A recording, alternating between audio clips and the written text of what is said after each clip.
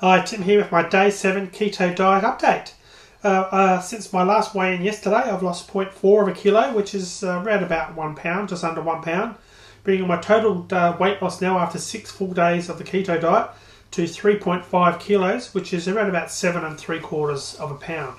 So overall, the first week, it's been quite well. Actually, tomorrow will mark my first week of having been on the diet for a full 7 days, because obviously I'm shooting these videos in the morning, but so far so good. And still feeling a little bit lightheaded and a bit of a headache and so forth as the transition to low carb takes effect. A couple of interesting things I did find out. Firstly, there's a couple of videos I want to show you today. And what I'm going to do is I'm going to actually put them on the screen, and you can click and watch those. It'll actually open up in a new window, and you can go and watch those at your leisure. The first one is by Stephen Feeney, who's a guy who excuse me, who knows a hell of a lot about low carb. And he basically said that it takes anything from 2 to 6 weeks to fully transition into this low carb sort of lifestyle. So keep that in mind, that it is going to actually take a while to actually transition fully into that.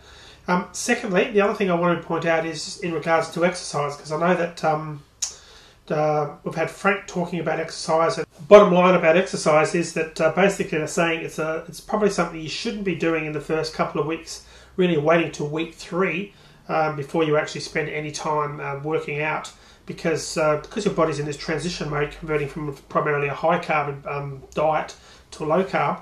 You're just not going to have the energy, because the body is still trying to figure out and adjust to this new sort of way of living effectively.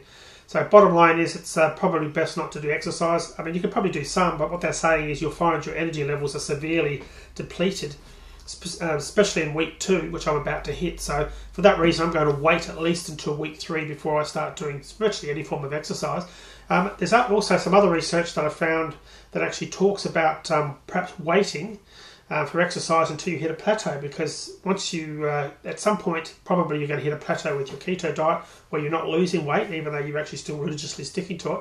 And they suggested that can be a good time to actually start introducing exercising then, to break out of that plateau. So I'll see how I go at week 3. I'll make a decision then as to what I'm going to do.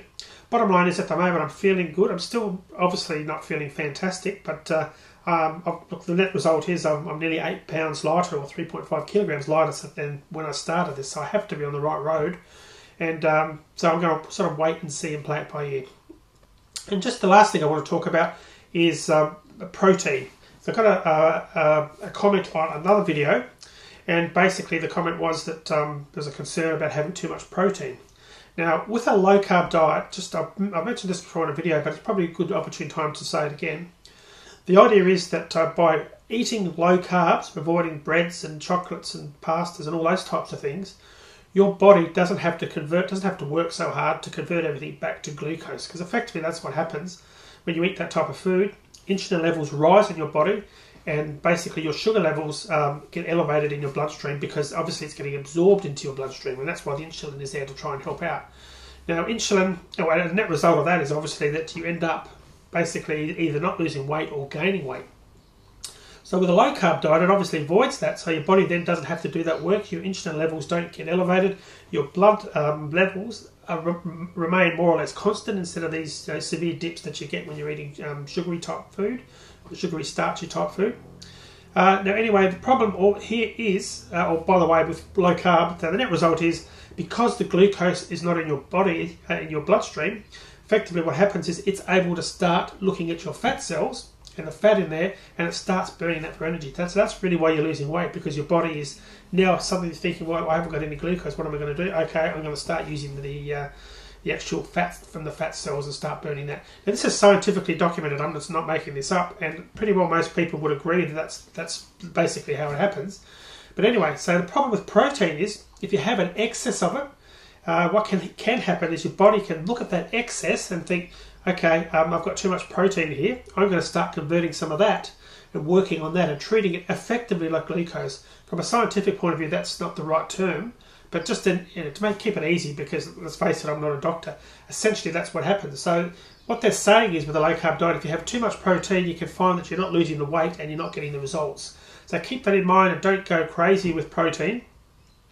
But just to give you an idea here, I'm not religiously counting anything. I know that I'm keeping my carbs, around to around about 20 grams a day because of the types of food I'm eating, and I'm just not eating massive amounts of protein. So I'm not, gorging on huge meals or anything like that. I'm just trying to keep a moderate meal. I'm having meat 2 times a day, meat or fish 2 times a day, and that's my primary source of protein. Obviously, there's some protein in vegetables as well, having that as well. But I think if you really started loading yourself up with protein, you'd find there'd be a problem. Anyway, I'm going to leave the video there for today. That's day 7 basically out of the way. So tomorrow, day 8 video update. Effectively, that means that I've been on this for 7 days, and I'll give you an update then. Cheers for now.